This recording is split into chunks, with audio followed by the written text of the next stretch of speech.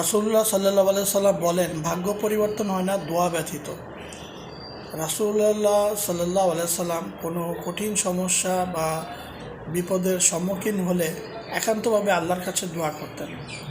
তো মন্দভাগ্য থেকে রক্ষা পেতে হলে আপনি কোন দোয়াটি করবেন আজকে তা জেনে নিন। রাসূলুল্লাহ সাল্লাল্লাহু আলাইহি সাল্লাম বলেন, মন্দ ভাগ্য থেকে রক্ষা পেতে হলে এই দোয়াটি বেশি বেশি পাঠ করবেন। আল্লাহুম্মা ইন্নি আউযু বিকা মিন জাহদিল বালায়ে ওয়া দারকিস শাকায়ে ওয়া সুইল কদাই ওয়া শামাতাতিল আদা। অর্থাৎ, হে আল্লাহ, অবশ্যই আমি তোমার নিকট কঠিন দুরবস্থা, দুর্ভাগ্যের নাগাল, মন্দভাগ্য এবং দুশ্মনের হাসি থেকে রক্ষা কামনা করছি।